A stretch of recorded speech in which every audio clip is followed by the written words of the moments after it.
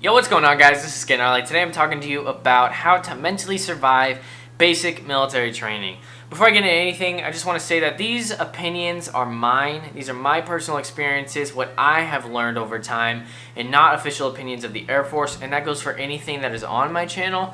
I've never really said that, so I just kind of want to get that out of the way now, especially for this video, because some of the things I'm going to be talking about have to do directly with some things that I have learned from the military, but that doesn't mean that they're directly officially related to the military, if you get what I'm saying. So the number one way that I dealt with stress at BMT and mentally survived was remembering why I was there. And obviously it was my wife, right? I love her so much. And it's not always like that for some people. Like I said, everyone has different experiences. You can have a single airman or a single trainee at BMT and they don't have a worry in the world. They don't have anything on the outside except their parents, their car, tech school, you know, whatever. But for somebody who's married, somebody who is a single parent, somebody who's married with kids, somebody who takes care of their parents and is single but still has to provide for their parents, you never know what the situation is going to be for that person. And for me specifically, it was my wife. I really wanted to get out of BMT. I wanted to graduate, obviously, not leave early. I wanted to graduate for my wife so that I could make a better future for us, because that was like one of my number one reasons for joining the Air Force. You know, a lot of people are like super gung-ho, like, yeah, America, military. A lot of other people are like, oh, I just need some education. Other people are like, you know, I just want to travel. For me specifically, I really wanted the education aspect of it so that I could provide a better future for myself and my family. I really wanted to travel a little bit in the United States, not overseas, but I did want to travel, which I have done. I live in a completely different state now, and it's a state that I wanted to live in as well, which is even better.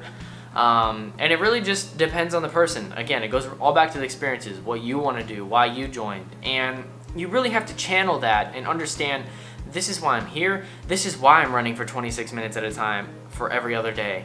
This is why we're doing strength PT. This is why we're freaking marching over bridges that suck so much to march over. I'm just kidding. I mean, it really, like, you come out of BMT like you're freaking ripped. I mean, not like, you know, ripped, but like you're so in shape.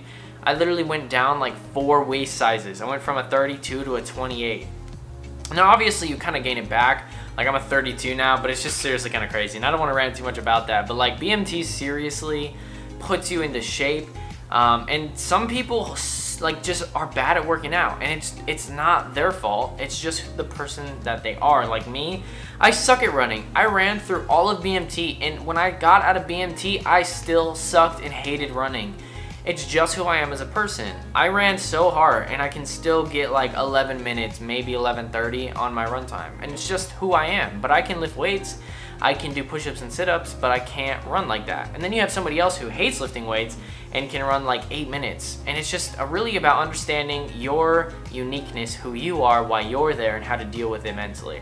And when you first get to BMT, you get briefed about this, actually. When you get there, they're like, okay, we understand that some of you don't want to be here, some of you want to go home already, and that's okay. And that through BMT, you might feel that way, but you have to remember why you're there. And that is such a huge aspect of getting through BMT. Now, the second thing I want to talk about is resiliency. I've heard this word over 5,000 times, I swear, being in the military, being in the Air Force. I just had FTAC last week, or this week, because it's Saturday, but talking about, there's a whole day dedicated to resiliency. And in my mind, from what I have gathered and what I have used myself, is resiliency kind of has to do with bouncing back from stress. Now, some people say, like, oh, it's just dealing with stress. And it is how to deal with stress, how to overcome certain situations and certain problems, no matter how big or small they are. But for me, it's all of that, but it's also how to bounce back from that. Because, like, you can't deal with stress and get over it and not bounce back and learn from it. And that's, like, the biggest piece for me, is learning from it. It's different for everybody. Some people aren't married. Again, it really just depends on you and how you deal with stress. But it's about being resilient, understanding these are my wingmen. They're here for me.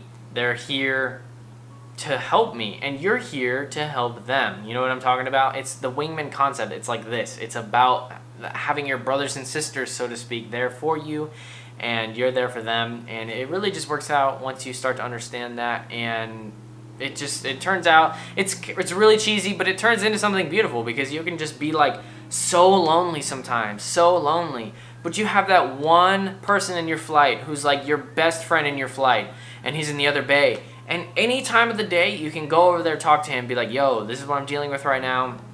I'm upset, I'm sad, I'm frustrated, I'm happy, I'm excited. And that person will be like, dang, dude, nice, that's awesome. And like, it's about coming together and being resilient and understanding that, yo, you might hate yourself right now. You might have suicidal thoughts, but there's always a way out of every situation that you are in negatively. And use your resources and be resilient and be able to overcome those stresses. And honestly, it'll just make things so much easier. And one more thing is that nobody cares about you like you care about you. This is huge. I've heard this so many times. You can have your flight mates and stuff, and this is not to discredit what I just said about your flight mates and your wingman and stuff like that, right? This is something different. You can put as much effort as you want to into your wall locker, and you know that you're gonna put your best effort forward to do that. You're gonna put your best effort forward to make sure your shoes are aligned perfectly. Your bed is made crispy. Hospital corners are at 90 degree angles, sorry. 45 degree angles? I think it's 45 degree angles, but you're gonna make sure that you are doing you the best. And that person next to you might put that effort forward to make your bed look awesome too. They might help you out, right? Because sometimes you have to go take care of something else. Like, I was utility crew. I couldn't do dust downs. Like, I didn't have time for that. I had to make the brooms that they did pick the dust up with, right? So somebody else every day would do dust downs for me, for my bed, my area. And I trusted that person as my wingman, right? But I knew, like, sometimes I'd find dust and be like, oh, it's whatever, it's not a big deal, because they're doing that for me. But I know that if it were me, I would do it a different way than they would do it, and I would care about it probably a little bit more than they care about it, because they're probably focusing on their area. Because as much wingmanship as you have, as much of a team as you are, there's always that time where it's a free-for-all. There's always that time where it's like, okay, it's every man for themselves. Like, that person next to you isn't going to get in trouble for your wall locker. You get in trouble for your wall locker, right? You're the one that gets recycled or gets a derogatory comment or gets a U for the week if you mess up, right? And obviously there are things at BMT and in the Air Force, I guess, that kind of hit you. If they hit you, they hit everyone else as well. Like, for example, sometimes if somebody gets a DUI in your shop, everyone kind of takes that effect from it. But there's also things that are individual. Like, the person that's working next to me isn't going to care about me passing my CDCs, right? I care about passing my CDCs so that I can pass my upgrade training, right? So it's just kind of that concept, but it all ties into remembering why you're here. I use that through tech school. Even tech school, man, I'd be studying for Sec Plus or doing whatever I had to do, and I would just be like, man, I hate this, it sucks.